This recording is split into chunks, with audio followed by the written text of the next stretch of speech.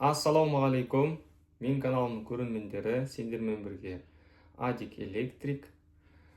Бүгінгі өтетін тақырыбымыз монтажка. Монтажка деп айтамыз ғой. Үйдің ішіндегі монтаж.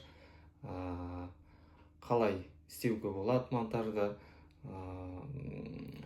Кәдімгі розетка, выключатель, коробка жалғау деген сияқты. Бұл нәрселердің барлығы жаңадан үйреніп жүрген адамдарға қызықтау болады. Бұрыннан біліп жүрген адамдарға қызық емес деп ойлаймын. Қазір бірінші алдымен схемалармен танысамыз. Сол схемадан кейін соларды жалғап үйренеміз. Мынау біздің бүгінгі өтетін схемамыз. Кәдімгі щитоктан келеді. Фаза 0 автомат. Автомат қосылады щитокта. Сояқтан главный кабель келеді. Фаза 0 комнаттағы коробкаға, распред коробкаға. Распред коробкаға келеді да, сол распред коробкадан фаза алады. Міне, фаза алады. Астына қарай түседі, выключательге түседі. Выключатель келеді да, мына жерде дайын тұрады фаза.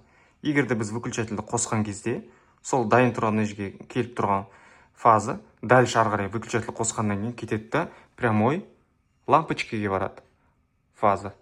Выключательден лампочкаға барады. Ал лампочкаға жұмыс жасау үшін оған 0 керек болады. Мына жердегі 0-дан распред коробкадан прямой 0 барады. Ол 0 выключательге бармайды, сразу прямой барады. Лампочканы специально үстіне қойып қойдым. Выключательді астына қойып қойдым. В основном солай болады. Ортада. И потом осы фазамен 0-дан дальше алады да, розетка алады. Бұл жерде мен бір розетка алып қойдым, фаза 0 бар розетка. Үйлерде бір бөлмеде 4 розетка де болады. Бөлменің оң жақ стенасында 2 розетка, сол жақ стенасында тағы 2 розетка. Или бір-бірден, или солай-солай мына жерден ойшым ала береді. Дальше алып кетеді розетка. Мынаяқтан розетка алып кетеді деген сияқты кете береді.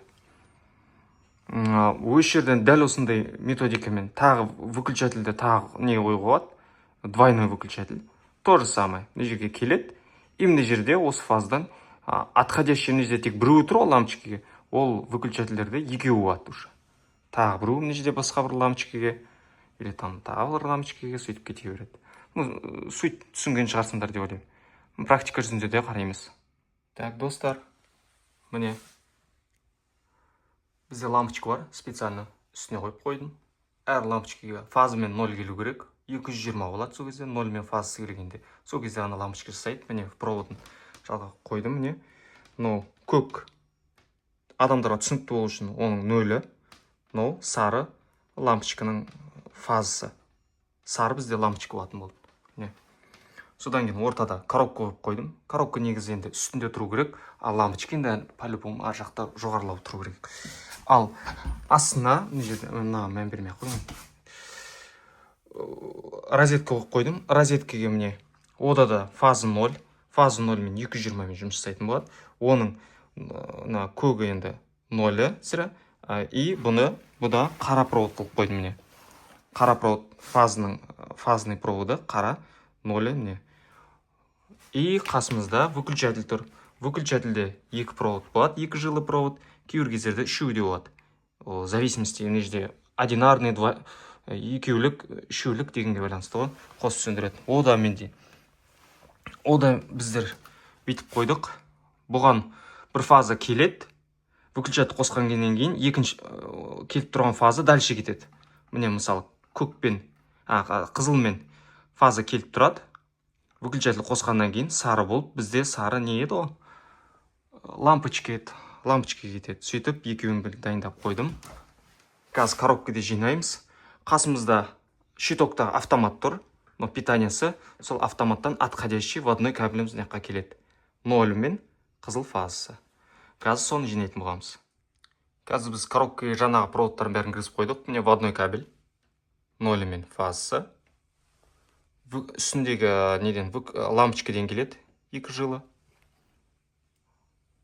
Көк 0, сосын сары фазасы. Бізде лампочка сары болып келген еді. Қойдық біз өзіміз үшін. Мынау көк пен қара розетка. Біз қараны розетка қалдық. Соны проводына келіп қойдым міне. Оған фаза 0. И мынау выключателімізге барады. выключатель. Сары мен қызыл. Қызыл фаздан алады, выключательге барады. Номен вводнойдан келіп тұрған кабельден. Қызыл болып выключатель кетеді да, выключательден уже выключатель қосқаннан кейін сары болып келеді да.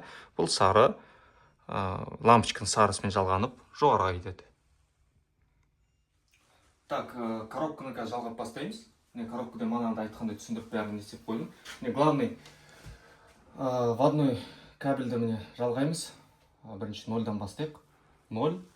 Потом бізде неге баратын, лампочкаға баратын 0-іміз бар. Сол 0. Барлық 0-ларды бір жинаймыз.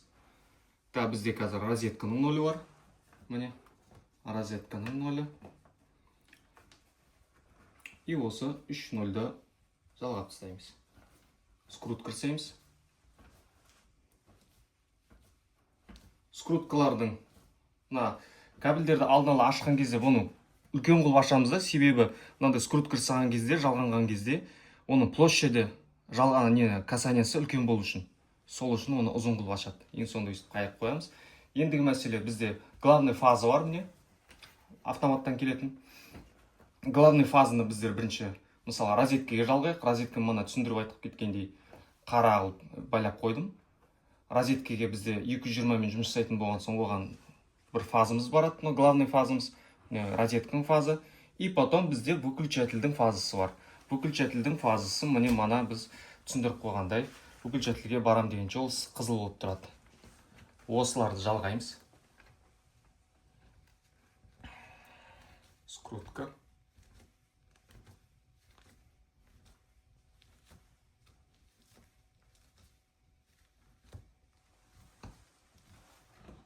Барлық жұмыстарды қолбақпен жасаңдар. Қолбақпен оңайлау болады. Енді бізде қалғаны мына лампочкаға баратын бір фазын уже 0-ін бердік қой, прямой лампочкаға. Сол лампочканың міне фазасы бар. Соған бару керек. И бізде міне жерде уже бір провод қалды, жаңағы выключательге. Выключательге фазадан барады, астына барады. Выключатель қосқан кезде ол қайтып келеді да, міне лампочкаға баратын фаза лампочканың фазасымен жалғанады.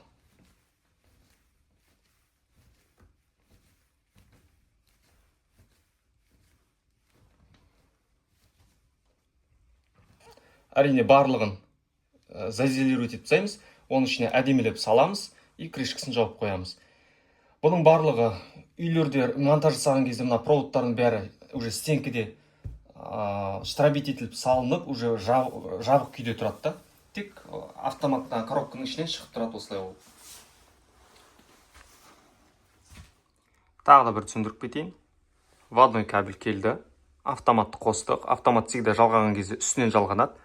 Астынан отходящий кетеді. Көбінесе сөйтіп жалғаған жақсы. Қателесіп кетпеу үшін. Бірақ бұлайда случайлар келеді. Астынан питание келеді, үстінен кетеді.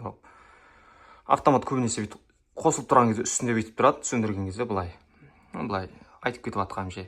Автомат питание келіп тұр, 220. Питание біздің бөлмеміздегі главный коробкаға келеді. Мысалға мына бөлмеде мысалы міне коробка тұр. Дәл солай мына коробкаға де келді. 0 фаза. Фазасын красныймен бірге қойдым. И осы жерден осы главный фазадан розеткеге алады. Розеткеге фаза. И фаза выключательге. Выключательге келеді, қызыл болып. Осы жерде тұрады. Выключатель қосқан кезде одан дальше сарымен келеді да, сарымен прямой жалғанып, прямой лампочкаға кетеді. Ал лампочканың өзіне выключательге бармай-ақ коробкадан мына главный 0-дан прямой барады.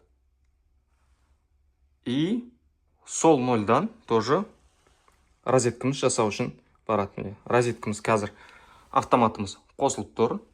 Мына жерде питание бар. Розеткаға 220 барып тұр прямой. Міне тексеріп көрсету үшін не қойып қойдым? Тестер көрсетіп қойдым, не? 234, енді міне кішкене ойнап тұр. 230 напряжение. Ал выключателіміз тоже жасап тұр, міне.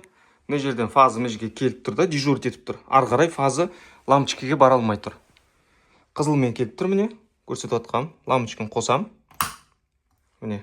Одан кейін уже қосқаннан кейін выключательді сарымен барады да. Мына жерде лампочкадан келіп тұрған кабельмен анаяқтан выключательден келіп тұрған кабель екеуі жалғанады, не сары кабель.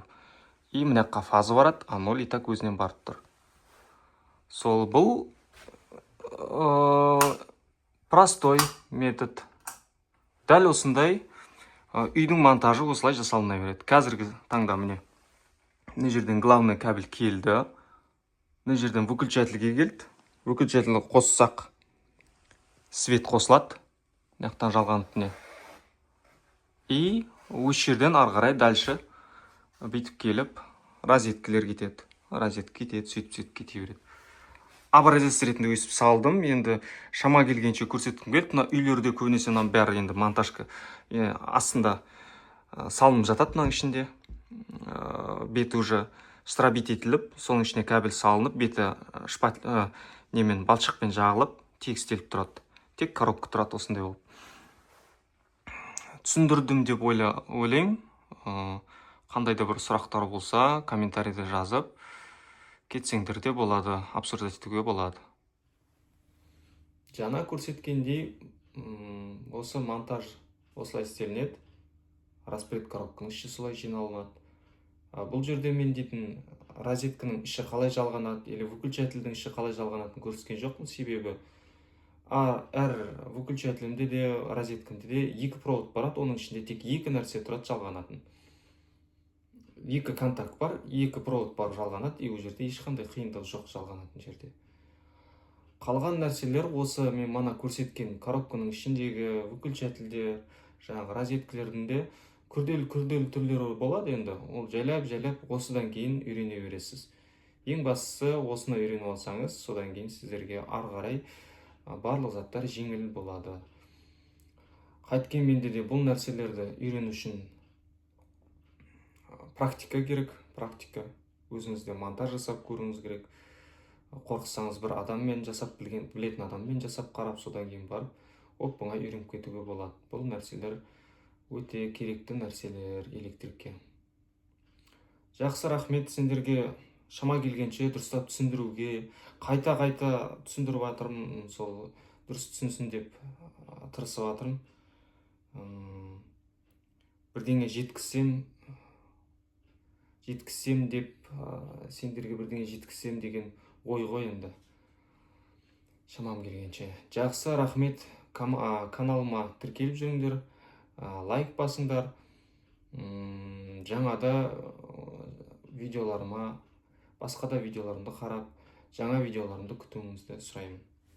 Рахмет.